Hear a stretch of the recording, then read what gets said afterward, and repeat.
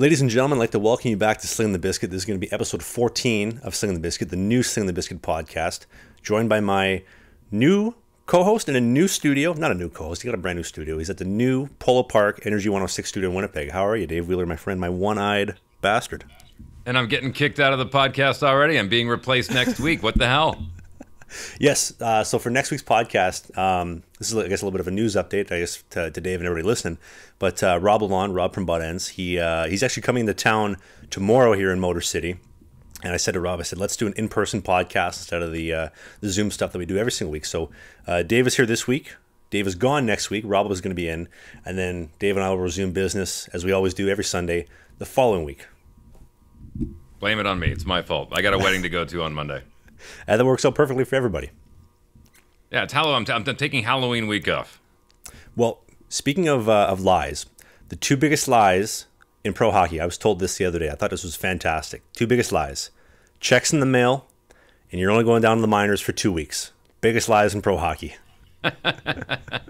Well, man, I've heard some doozies of stories. I think we actually covered it once upon a time about my buddy that was playing over in Russia. I've had guys even in junior. There was a bunch of guys, a buddy of mine, that were playing out in the Rocky Mountain League that literally had to camp out on their owner's front lawn to get paid at the end of the year. Well, my situation, I know we talked about this a few times, and so I got my first ever pro paycheck last week, and we talked a little bit about what are you going to do with it. I wasn't sure. Dave had an idea, said, hey, you should take the money, cash it, and go give the money away to homeless people. I thought that was a great idea. Turns out, and I pray to the good Lord that I don't get in shit for talking about this, but so they made a mistake on all of our checks. There was like an incorrect number. Something wasn't updated. So all the checks are not valid. So they're giving us new checks again this week. So we're going to get 2 checks this week. So my first ever check isn't valid, and I'm going to frame it. I'm going to frame it as like, this was my first ever pro paycheck. The one that didn't work. The one that didn't work, yes, because it was the first check. It didn't cash, but it was the first one. Who's making the checks over there? Leo DiCaprio from Catch Me If You Can with Tom Hanks? So we talked about this a couple episodes ago, but the way that it works in the league is, so apparently we get paid every single week. My salary is $125 a week, $17.85 a day is the breakdown, plus my per diem on the road. So I get about $10 a day cash on the road. And if I don't spend that money on food, I get to bank an extra $20 on the weekends. It's awesome. But so the team submits paperwork to the league saying, hey, we owe Trav $125. The league then takes that, sends a check back to the team, and the league pays me, and then I have to go cash it. The problem is I don't have a U.S. bank account, so I got to convince one of the guys to go like cash my checks and give me the money. So I'm gonna have to take care of that this week for 2 checks worth. Can't you just go to one of those predatory loan places where they cash your checks for like 50% interest? I did think about that, but then I thought it's $125 this is going to add up over the season. I think I'm going to make about $5,000 if I stick for the whole season. So I want to try to pocket as much of that as I can without giving it away to a loan shark. Yeah, not a bad idea. Not a bad idea. Just don't be like George Costanza, where you save all of the checks that you got from grandma growing up as a kid, then you bankrupt her in your 40s. I actually did mention that to our GM the other day. I said, if I wait till the end of the season and cash them like all together, is that going to be a problem? And he's like, I'd just rather you cash them now, to be honest, so we don't have to deal with that. And it crossed my mind after. I was like, I wonder if that would be a problem if I tried cashing like $5,000 worth of checks in one go as opposed to like $125 a week. Maybe, I don't know, maybe there's like too many transaction limits, but maybe we should probably stop talking about the league finances before I get called into the office, but talking about this stuff. Okay, so walk me through that again. So the top left corner of your paycheck, it's got the Federal League logo rather than the Rockers logo? Yep. The FPHL logo, FPHL banking information, the institutional numbers, and it comes from the league, and the league itself pays me. Interesting. All right, well, hey, whatever, as long as the check clears, man. And it hasn't done that yet, so, fingers crossed. I hope it clears this week. I mean, I wouldn't mind getting my, I guess now $250, which is I think like $310, $315 Canadian, but hey, hopefully it'll come sometime soon. Speaking of which, one thing I did want to mention is that in the past couple weeks, the podcast has been really, really, really hot, and honestly, a lot of the credit has to go to Dave. I remember, the previous version of the podcast with the previous co-host, it was getting to the point where it was just becoming so stale. It was hard to be creative and kind of like get the podcast to work. And then when the opening came up, I said to Dave, "Hey, do you want to help me?" He says, "Sure." Great. I got my new co-host, and then Dave gave me this idea where he says, "Why don't, instead of like interviewing different pros and all this other kind of stuff like I was doing before, why don't we just talk about what you bring to the table, which is like, I'm still playing competitive professional hockey. Like, let's talk about the Fed. Let's talk about all these experiences and these endeavors, and let's like see what we can do with them. And I say, okay, let's try that. And the podcast has been growing like crazy. I've said this every episode since I came here in Motor Cities, that every week the previous episode is the hottest episode we've ever done. Like on the Apple, the Spotify downloads has been insane. So if you're in the car listening on Spotify, if you're on Apple, if you're even on the YouTube video version here, I just want to say thank you so much to everybody for joining the podcast. If you're new, if you're coming from watching the vlog that went up earlier today, and now you're watching or listening to the podcast, thank you. It's a privilege and it's a pleasure, because this is honestly like my favorite thing to do every single week. Like when we hop on the Zoom call with Dave and I, when my Wi-Fi works because I don't have a phone plan and I'm too cheap to get a Wi-Fi router, the podcast is my favorite thing to do every single week, and I love doing this with you. Well, believe me, I tell you, it's my pleasure to do it. But I think I know the culprit of why the podcast numbers boosted a little bit, because when you went in the other night, the announcers made it very clear. And here comes Travis Ridgen, much to the disdain of the fans out there. And he's a YouTuber and he's a podcaster, and he gave you a full 30-second plug. So I think whatever team you're playing is going to be making sure that they follow the pod before and after the game. Well, my favorite part about that was that he introed it as here is podcaster and YouTuber. He didn't go YouTuber podcaster. I'm a podcaster first, YouTuber second, which I was like, that's fantastic. That's awesome. Thank you for the plug. Well, it almost seemed like you were doing a celebrity boxing match or something, like some of those a-holes that go into the ring and they bring their laptop and they zoom themselves getting beat up by these pros and stuff. And I'm like when you say YouTuber, that is you're getting painted with a very wide brush. You know what I mean? I try to tell people all the time that, like, although like I am making YouTube videos on the vlog channel, which again, like the podcast has been crazy hot. Like the vlog's been doing numbers it hasn't done probably since the first like month or two when I went to Sweden for the first time. But like, I love sharing my passion for hockey in collaboration with my passion for film, for travel, for all these like little different like niches that I love and I'm really like obsessed about.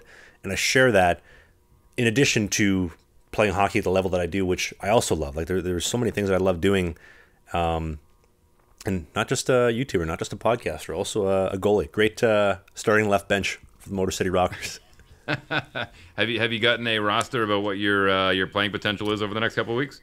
No, that hasn't been talked about. Actually, maybe we should kick into our first topic of my first win. I know this is going to be the headliner for this week's podcast. My first professional win in North America, first in the Fed. Do you want to start off with that?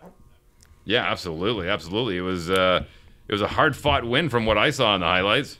Yeah, a lot of fights, a lot of action. I was thinking to myself, so I've been getting like a lot of Instagram messages lately about people that have been like, their eyes open to the Fed. They're like, this is like really good hockey. This is exciting to watch. I've never seen so many fights in my life. And I swear, Dave, every game we've played 5 so far, there has to be at least 5 to 10 fights a night. Like maybe not 10, maybe a little bit dramatic and exaggerating, but like there's a lot of action. So if you miss the old school hockey, if you're tired of watching like, the new school NHL, watch a Fed game. And they're free. It doesn't cost you a dime. You throw on your NordVPN subscription so you don't get like malware and like tracked.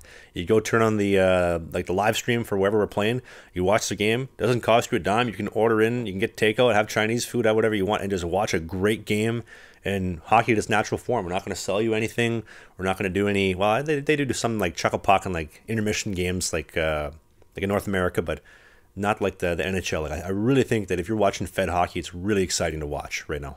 Well, like I mentioned this on the podcast before, but the quality is good. The streaming quality is good. The announcers are good. Like it's not overmodulated. It sounds really good. But run me through what is the fight rule? Like how many fights are you allowed in a game before you get tossed? So I don't know if there's like a limit for how many fights. I would assume there is, but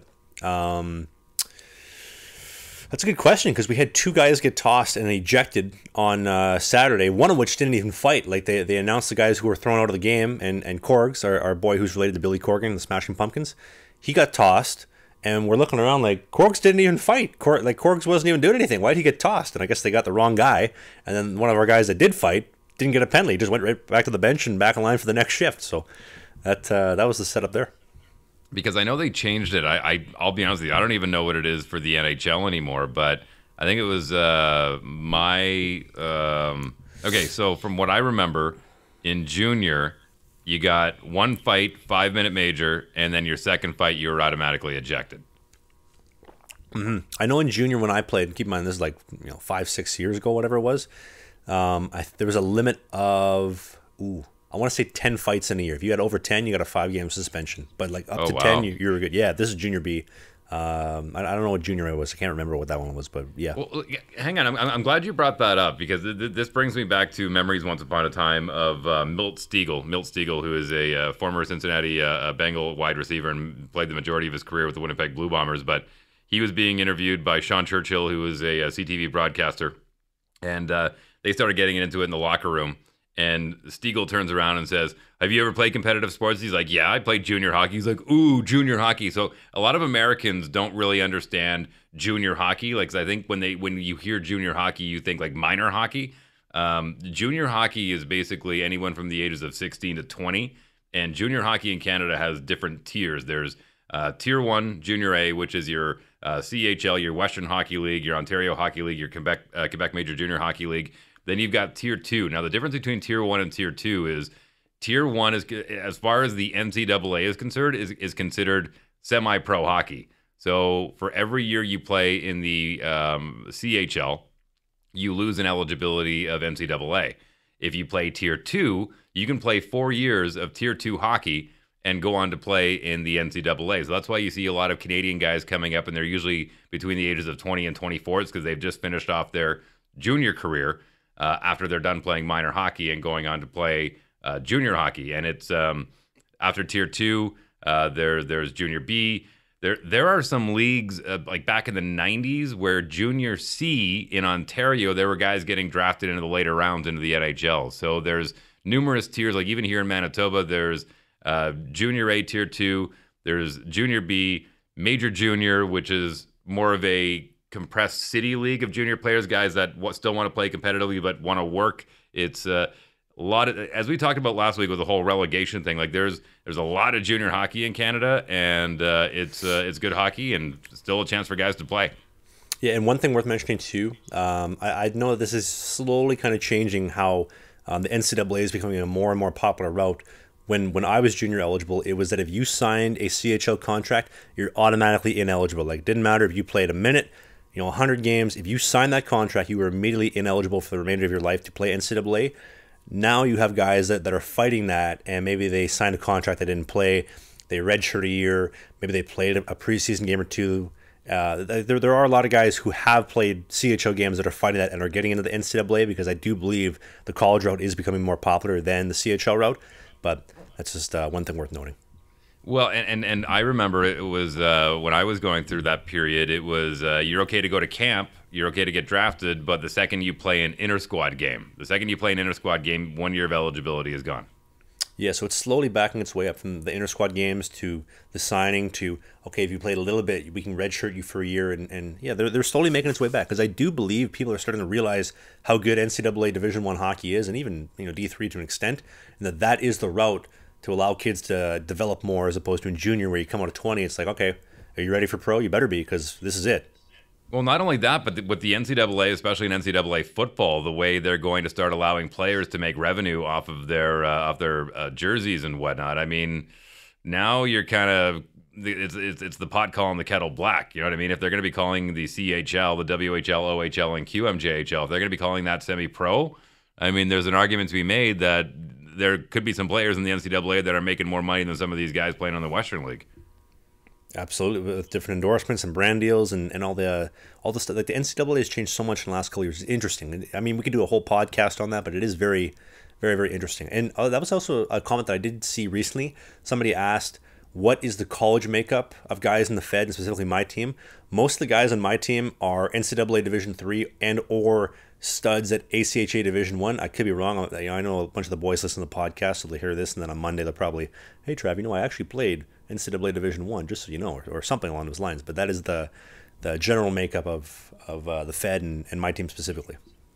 Nice. Okay. Well, it's good. You got some educated boys on your team. That's good to see. Mm-hmm. We do.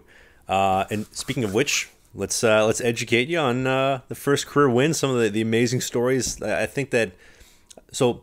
We talked about last week using some of the live stream clips from the actual broadcast for the vlog, and I did that for my first win, which I'm just about finished doing the video and going to have it ready to go for this coming Sunday. Obviously, it'll be up live now at the time you listen to this podcast, but I would say looking back at Saturday's game has got to be one of the most exhilarating like I just get like chills watching the clips, just like how exciting the game was, and to kind of paint a picture for you. So we're on the road this past weekend, going from basically Detroit to New York State in Watertown. It's about an hour and a bit outside of Quebec City, I believe. That was correct, Dave?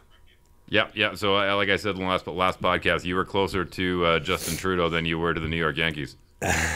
Which is someone we don't like to hear, but it is what it is. So anyway, so our bus trip, so we left around midnight, I think, on Thursday night. Well, I guess it would have been technically Friday morning. So we left at midnight, and then we rolled into New York around 9:30-ish, 9:30 in the morning. Stopped at Rotten Ronnie's, grabbed a quick bite. A couple of guys got some egg muffins, a couple, chicken McChislers, a couple coffees, and then we headed down to the rink. Got there, I think, around 10. Morning skate for 10:45. No, the first speed bump of the whole process.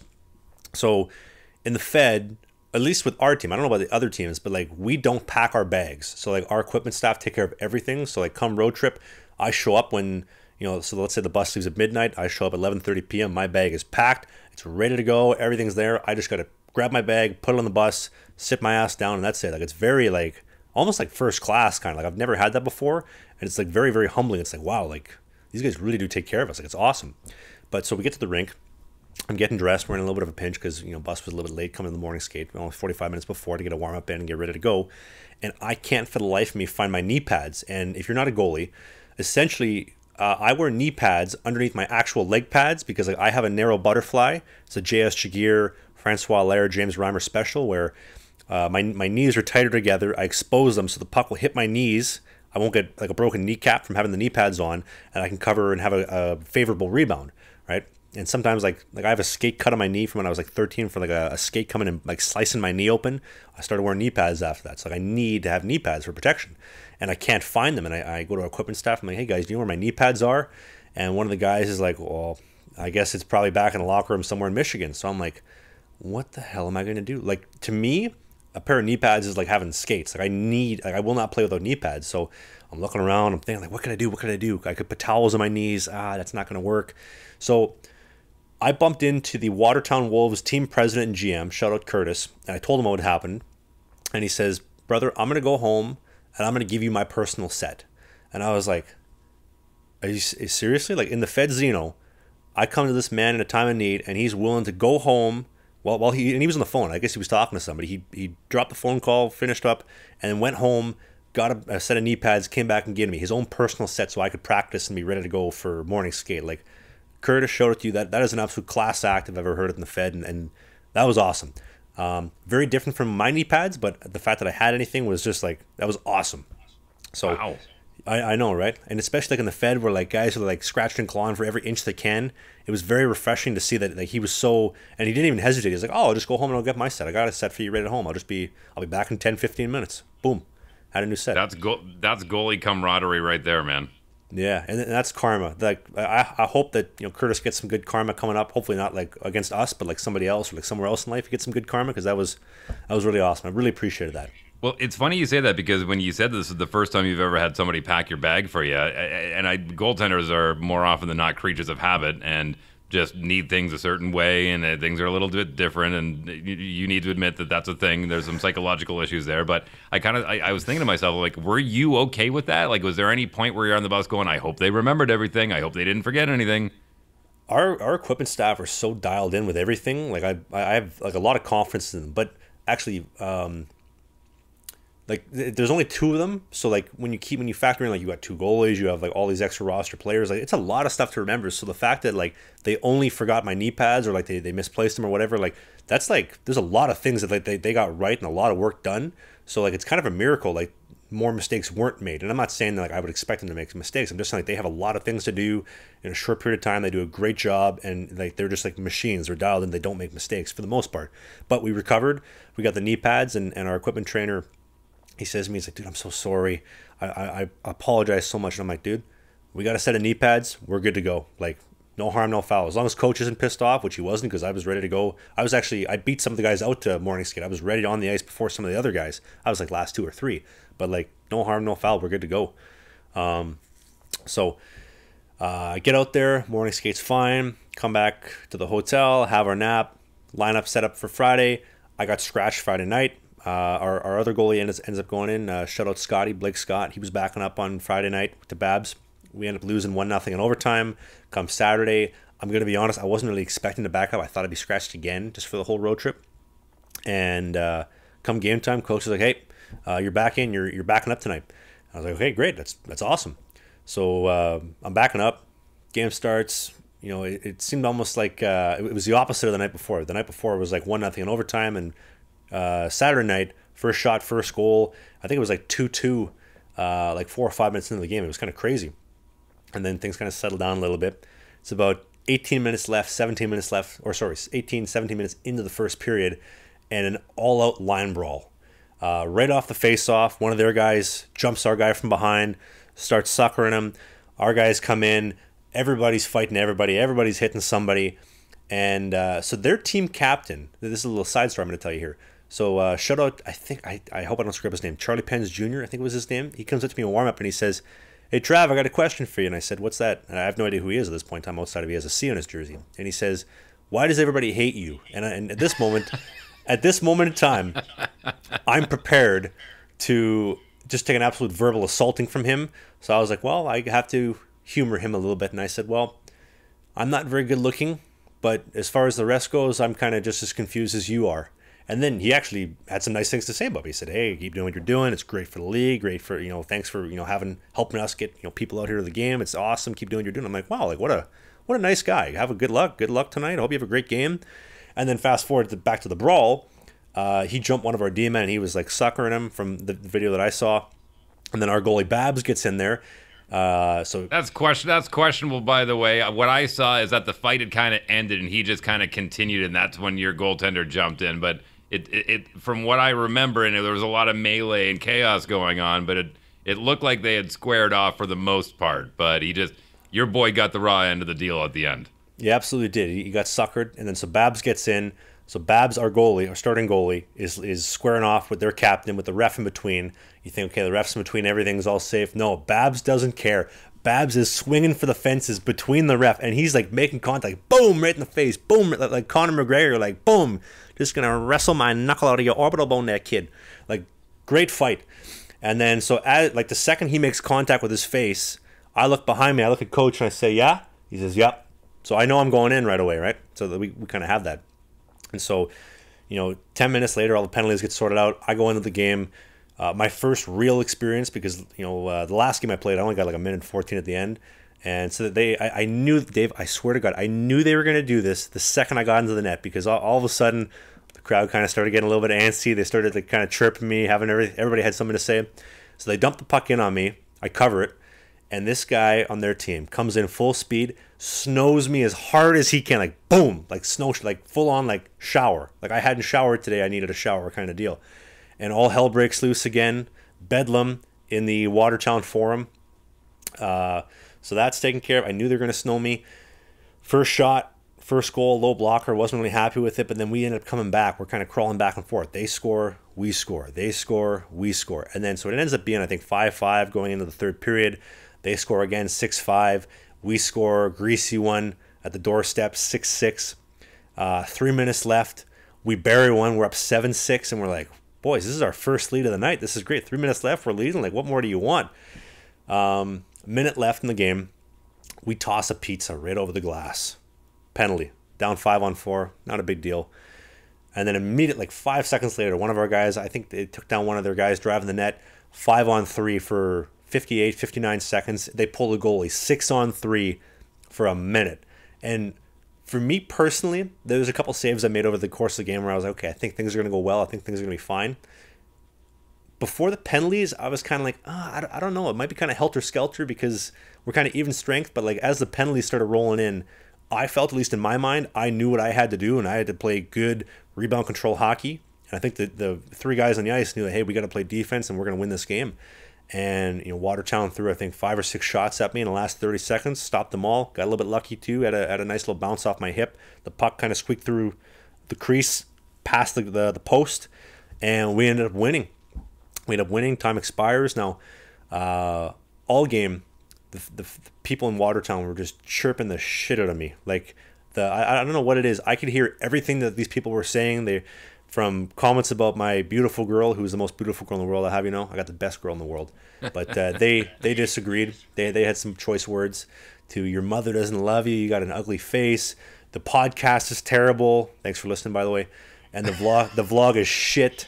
You're gonna choke. I heard some guy yelling, "You're gonna blow it, Trav. It's gonna be all your fault." And I'm hearing this, but I'm like, I've heard it all. Like, dude, like you should see my Instagram messages every morning. Like I've heard all of this before. Like I skate to the corners, and there's these like fat old dudes flipping me off. Like 3 of them, like give me the finger, and I just hear like, "F you, Trav. F you. You suck. I hate you." I'm like, my God, I'm just gonna skate to the other corner now instead. So these people are chirping me. I love this. And I agree or disagree, Dave. The best thing to do, especially as the visiting team in a sold-out barn, you just ignore them, don't make eye contact, and carry on with business. True or false? The best thing you can do is get a W. Exactly. And the second the clock went down, the fans were building this like beer can pyramid against the glass. It was huge. They had to have at least, I'm going to say 50 cans stacked up for like this beer pyramid. And I don't know what came over me. The first thing I did when the buzzer went, I turned around and I jumped all 100 or 210 pounds of me, probably 260, 270 with gear on, and I launched myself into the boards. I knocked the whole beer can pyramid over, and I went up to the glass, and I think the first thing I said was, "Pick it up! Pick that up! Pick that up!" And then I turned around, I'm hugging the fellas, and the guys are all excited, and then they're giving us the finger, they're flipping us off, and then our guys are getting into it, their fans, and it was a night to remember. It's a night I don't think I'm ever going to forget. And then hang on. When you said your fans, do you guys have like a booster bus that follows you on the road? Oh, we had literally 0 fans in the building. It was 100% Watertown fans. We do not have a booster bus at all. So like we were getting in, like our guys were getting into it with their fans because their fans were saying more choice words and giving us the finger. And obviously our guys don't appreciate that. But and also I'll have you know this too. My woman was surprised when I told her this. They have security at the games. Like they probably had, I'm gonna say about 5 security guards, like for like our entrance for like when we leave the ice and for like where our room is, because as you can imagine, things can get pretty hairy from time to time, and you gotta take care of that. Okay, now compare it because you played junior B in Manitoba. Compare it to going up to Peguis. Is it similar to that? Now, I did not get sunflower seeds thrown at me. I did not get chew spit thrown at me or chew spit bottles. But they did say a lot of mean, nasty things. So if I had to pick, I'd probably rather you verbally harass me than throw bottles of chew spit at me in Peguis, Manitoba, or the Paw at the Res Dome in OCN. All right, so going back to the captain and the way he came over to you, you handled that a lot better than I would have, because the first thing I would have said when he says, "Hey, why does nobody like you?" I would have followed up with, "Your sister had no problem having breakfast with me this morning." Just saying, fight fire with fire. I don't know. I think that if we're being very like realistic about this, I think that there's like this like stigma in the league almost against me, that like guys don't like me because like what I'm doing, like it's very like against the grain, like the idea of like filming yourself, being honest and sharing that online, like a lot of guys don't like that. And I understand that there's going to be a lot of guys in the Fed that don't like that, but at the end of the day, like I'd like to think I'm just like a guy who loves hockey. I like to think I'm pretty friendly, and like I'll take a couple chirps for it. I'll wear it because at the end of the day, like I just love being here and I'm happy to be here. Like I don't want to get into fights. Like I just want to play hockey. Like guys were asking me too, like are you gonna get into fights this season? Do you want to fight this? Do you want to do this? I did jiu-jitsu all summer, man. I was doing jiu-jitsu 3 days a week. That was my fights. I love that stuff. I'm not looking to get into brawls on the ice. I get paid $17.85 a day to stop pucks for the Rockers, not to wrestle my orbital or my knuckle into their orbital bone. I can't wait to see you get somebody in an arm bar right in the middle of your crease during a line brawl. I was actually thinking about that the other day. I was like, if I got into a fight, would I go for like a sweep? Like would I sweep the feet and try to like get a submission right away? No, the refs would probably jump in and tell me you can't do that, Trav, and I get like a suspension. I'll tell you what my father always said when it came to fighting. When I got home, he'd be like, "Dad, see my fight?" And he's like, "The stupidest thing you did was A, drop your stick, and B, drop your gloves. Those are 2 of the best weapons you had on you, and you got rid of them and started punching a guy with your bare knuckles. How stupid are you?" No, I think personally the best weapon that you could use is Sheath Underwear. What do you think, Dave? Oh my goodness, I have a wedding coming up this Monday on Halloween. So I guess tomorrow, by the time this pod comes out, Halloween. Buddy of mine, the Sad Jaguar, getting married. I am going to make sure that is my armor that I have gotten, the Sheath Underwear underneath the suit. You're going to be well protected at the wedding this week. And by the way, the Sad Jaguar is one of the, I guess, part-time co-hosts for Dave's morning radio show, which we'll get into a little bit later. However, the team at Sheath Underwear have pioneered the greatest piece of underwear on the planet. And gentlemen, you listening, if you're on the Apple or Spotify, or if you're watching the video version, I'm wearing my Sheath Underwear right now. And if you ask the fellas in the locker room, they only see me in Sheath Underwear. You got Sheath Underwear logos on my pads because it is the greatest thing money can buy. And I'm going to tell you why. Sheath have pioneered the dual pouch. And the dual pouch is a compartment that segregates your twig and your biscuits so that they breathe, they're compartmentalized, they're separated, and they are not stuck to the side of your leg. Whether you have a east-west or north-south problem, as Dave likes to call it, Sheath Underwear is designed to help you stay aerated, stay comfortable, stay cool, and not get sweaty. There's literally nothing worse in my previous experiences than when you're going to go for date night and you are so sweaty in between the legs, and it's like, how could I ask her to do anything here? I can't. But if I'm aerated, I'm compartmentalized, I'm feeling cool, I'm going to smell great, and the Sheath Underwear team is going to help you do that. You got to go to the video link in the description. You go to sheathunderwear.com. Use the code BIZKIT69, BIZKIT 69. It's going to get you 20% off the best underwear money can buy. And thanks to the amazing folks at Sheath. They are the presenting sponsor for the podcast. They were the first sponsor and the only sponsor that was willing to hop on the podcast when it rebooted back in July. And it is a pleasure and a privilege to work with Sheath every single week and advertise for the greatest underwear on the planet. What do you think, Dave? By the way, my wife may or may not have been perusing the website for some of those bralettes. Ooh, and what did she think? Oh, she's on board. She wants to give them a go, and she said she's even willing to come on and do a live review. You know what we need to do? I need to send Robert a message and say, listen, Dave is married to a Playboy model at 10 out of 10. We need to get her in the Sheath bralette, in the bright red. I'll tell you this. Sorry, not to go a little bit too off topic. My girl has the Sheath package that we got sent out to her. Dave, I am so goddamn frisky when she puts on the Sheath bralette. Sorry, a little brain fart there. I'm getting so obsessed. But yeah, my girl looks great in the bra or the bralette. Says she doesn't even know it's on. It looks great. Looks comfy. Said it's comfy. And yeah, you got to get it. You got to pick it up. We got to get your wife a set. I'll send Robert a message, email after this, and we'll try to get Candace a set. We got it all covered from top to bottom. Sheath Underwear. The best in the game. The absolute best in the game. The post-game speech, though, from Coach, I think was the best one. So after we dealt with all the fans, we walk back down the tunnel, we get to the room. Everybody's excited. We just won our second game of the season too. Like, keep in mind, like, if we would have lost this one, we would have been like 1-4 in the season. Kind of a tough start. I think we would have been like second last in the league.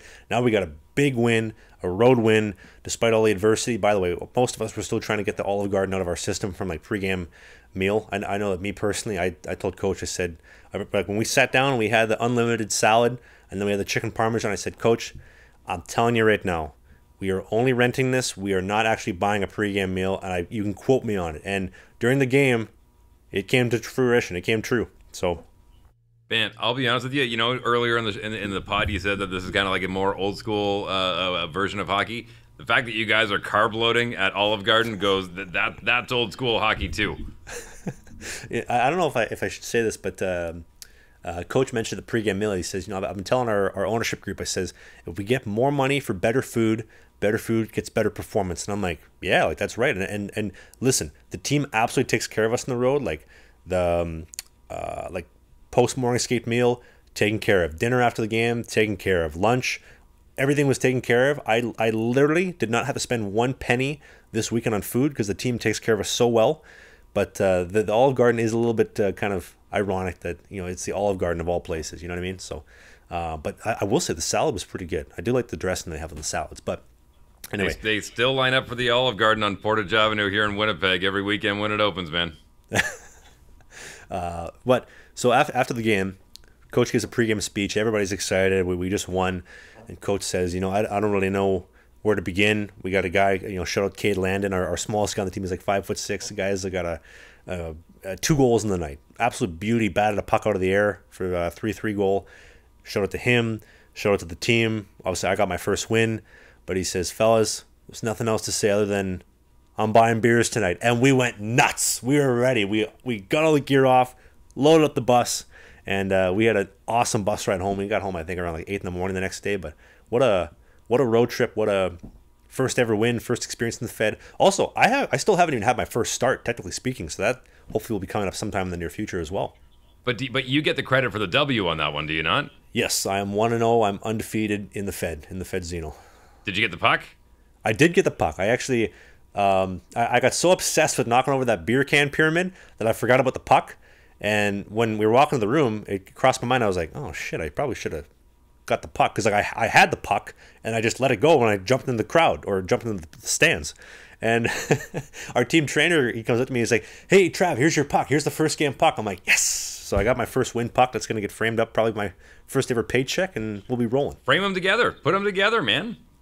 I was actually thinking I should do like I should frame my jersey at the end of the season, put the check in there, put the puck, and then there I can just put that up for like a nice like man cave office with my lady in Vancouver when we settle in the summer. When you, depending on if you come back here to Winnipeg or not, there's a great place up on Main Street called Ashton Galleries that I've been stuff framed for years, and they've done some really wacky stuff. Like I'm talking like Foo Fighters laminates of shows that I went to, and drumsticks from Taylor Hawkins, and tickets, and yeah, they're really creative. So they could get the logo in there, and believe me, they'll do it right for you. Yeah, let's swap the information afterwards. I'd really like to look into that, because that like for my man cave office, like my lady and I, we've been talking about we're gonna get a place in Vancouver, hopefully towards the summer or whenever when things kind of settle down and we get kind of comfortable, like being together for a little bit longer time. And I told her like the man cave office has to have framed jersey, all that kind of stuff. That's my only request. She's taking care of all the decorations. She's really into all that kind of stuff. And yeah, I'm really excited for that, for the man cave office, and also for more time with her. Well, that's one thing they do in the NHL is after you score your first goal, not only and keep this in mind because you could probably download it from the website, but guys that scored their first goal in the NHL, not only do they frame the game sheet for you, they put the date on it. Like they do a really nice presentation for players that get their first goal in the NHL. Yeah, I've seen some guys get like the whole care package. They get the jersey, like they keep the jersey for months, get that framed game sheet, like you mentioned, like all that kind of stuff. Like, they do it real deal. Obviously, we have a little bit of a different budget in the Fed than obviously in the NHL, but it's still nice.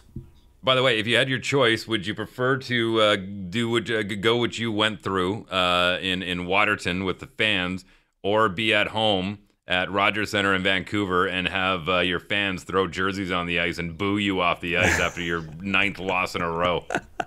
We were actually talking about that in the locker room.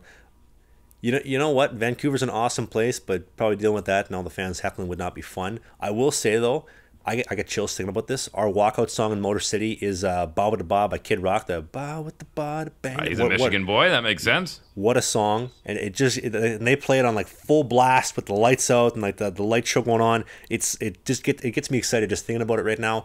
I really want Kid Rock to come to a game. Like if he did the national anthem, I know we have like a national anthem guy, but if somebody on the podcast has a hookup to Kid Rock, let me know, because I would love to have Robert Ritchie come to a game. God bless. Devil without a cause. You have a hookup. Your buddy Corgan. Get him to call his Uncle Billy, and get Uncle Billy to call Kid Rock. Oh, we released Corgs today. So well. Yeah, that sucks. That's kind of tough. I don't think he's gonna probably text me back if I texted him. Oh yeah. Well, hey, it was you were good for one story, Corgan. Hey, he was a really good player. I guarantee he's gonna get picked up by somewhere else. He's a really, really talented player in all seriousness. But Corks, if you are listening, please ask Billy to ask Robert Ritchie if he wants to come to a game. I'd love to meet Kid Rock. I love Devil Without a Cause. Is one of my favorite albums of all time. Well, listen, since we're talking music, we talked about this that we are going to we hooked this on the last podcast, but the story behind your mask and the artwork this year. Yes, we should finish that up. Finish that as a finishing note here. So I have always been a huge Nirvana fan, a huge Kurt Cobain fan ever since. I've known who Kurt Cobain was for like years and years and years, but like I really started like taking an interest into him probably when I was 19, like right when I turned like 19, 20-ish, and just like I think just like a universal truth of like life kind of sucks, realistically speaking, if we're being honest.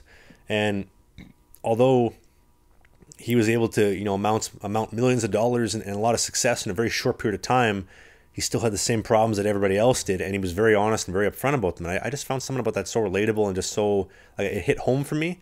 And although he killed himself 2.5 years before I was even conceived or born, that's still debatable, for the record. I was going to say that is a conspiracy theory that maybe somebody in the comment section wants to go off on, but at face value, he killed himself. and that was 2.5 years before I was even born. Still to this day, like I feel like I almost like I know him on like a personal level. Just like listening to music, watching interviews, like he feels like a personal friend. Although on reality, obviously he's not. And I always took a liking to that. I just the music I felt was so personal, and like rewind, 5 years ago when I was playing college hockey, I was saying what do I want to do for my custom mask, and I always thought like the best goalies, like the best style of goalies ever, they always had like a thing, like Jose Theodore, my idol growing up, had the gargoyles. Mika Kiprasov, our boy, Chad Kruger, he had the skulls. Like Nabokov had the monster. Like guys had like a signature look, and I thought I should have a signature look if I want that thing going on. And I was like, well, the In Utero Angel on the In Utero album cover, I think is badass. I've never seen that done before. So why don't we make that my thing? And so then over the past 4 years, we've done like little changes, adding smiley faces here, adding some lyrics, kind of simplifying things down. And this year it's basically 2 In Utero Angels, one on both sides. One is a purple and white, and the other is a black and purple one, so it just changes on both sides, with a massive smiley face on the crown. So like when I dip my head down, I'm kind of like smiling at you, which is kind of ironic. Purple theme, white cage. If you look really closely on the chin, it just says yeah, and the reason being is that it's themed after the song Lithium, and 3/4 of the song is him saying yeah, like yeah. Great song, by the way. And I thought I don't know where you guys are in because certain NHL teams are now doing individual goal songs for players when they score, and so I'm thinking to myself, like, if you can get "Scentless Apprentice" or "Francis Farmer Will Have a Revenge on Seattle" from that In Utero album every time you're coming out onto the ice, how dope would that be? That would be really kick-ass. Like the "Scentless Apprentice," the drum beat that Dave came out. I mean, Dave came up with or like Dave Grohl came out with the guitar lick for that too. Like that'd be a kick-ass song to have. But back to the yeah thing, I thought that like Kurt was like so simple in his approach. Like his lyrics could be interpreted so many ways, and I thought like how like true to Kurt would it be putting like just yeah on the chin? Because like people are like, what does that mean? It's so simple, but like if you understand Nirvana, you know what it means. Then obviously the backplate, I think, is the star of the show. Just this incredible just artwork of Kurt playing at Live and Loud Seattle '93. With some purple color in the background. Just I think at the time I was a little bit skeptical. I'm like, is it too much white? I think now it's easily by far my favorite mask I've ever done. It looks so great. Well, I mean, it fits the theme perfectly with the rockers and the music and whatnot. And I'll share a quick anecdote with you about my relationship with Nirvana. Obviously, I was a teenager. That's the age gap between you and I. But I was a teenager listening to that on a Discman on road trips when we go on road trips.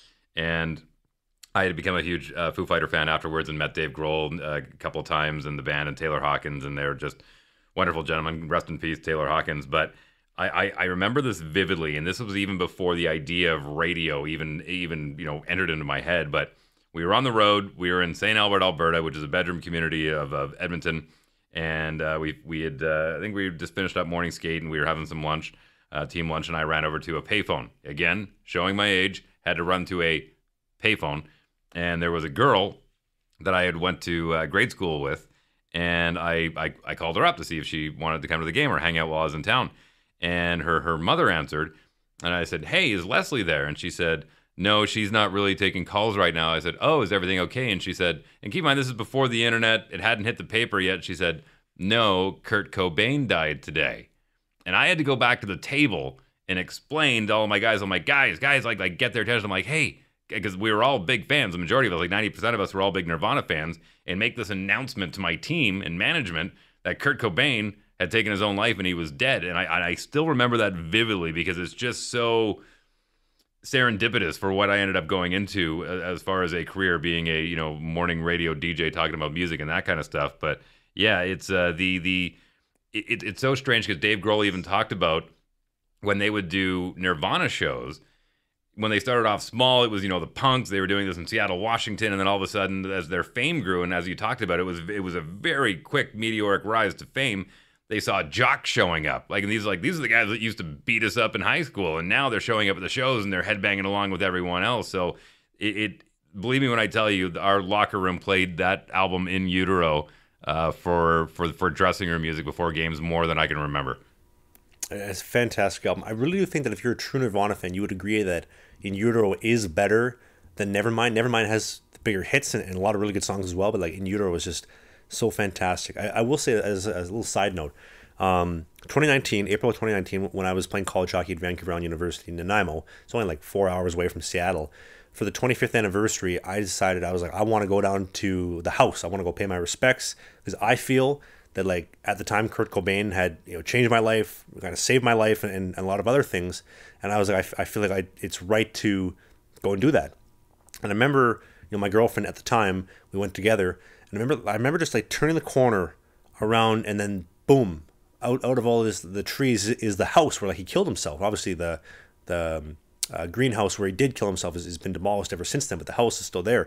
And when, like, my eyes picked up, like, there's the house, I got this, like, eerie feeling. And it got even, like, more eerie, like, as I would, like, walk up to the house and kind of like to the fencing and whatnot, and it sinks in, like this is where he killed himself. Like, this is where things ended, like the where grunge ended, where Nirvana ended, where, like, everything, like, Kurt Cobain, his life ended. Like, it was just a very, very, like, I don't want to say creepy, but just like a very, like, eerie feeling. I'll never forget that. It was cool to kind of see everything, kind of conceptualize it, but very, very, very scary to... Well, no better way to wrap up a podcast than an eerie story before Halloween. Yes. So next week's podcast, every Sunday we do new episodes of the podcast, Dave and I. Dave will be on holidays next week / at a wedding. And Rob from Butt Ends will be doing an in-person podcast. He's going to be hanging out with me all weekend with the Rockers here in Motor City. I can't wait to see Rob. I haven't seen him in 3 years, so I'm really excited about that. And folks, new podcast every Sunday at 11 a.m. Eastern, 10 a.m. in Winnipeg, 9 a.m. in Calgary, 8 a.m. on the West Coast, San Francisco, Vancouver, 4 p.m. in Sweden, 3 in the UK, 5 in Finland, 11 in China, 11 p.m. in China and Australia. The podcast is on Apple, Spotify. Leave us a review if you get a chance. We'd love to hear from you, what you got to say on the Apple and Spotify reviews. If you're on the YouTube video version, hit the subscribe button. New podcast, the video version. You got to see my background at Goalie Coach Bill's guest house, the Motor City Rockers apparel that I got, and Dave's brand new, somewhat barren, empty studio in Winnipeg. Later, y'all.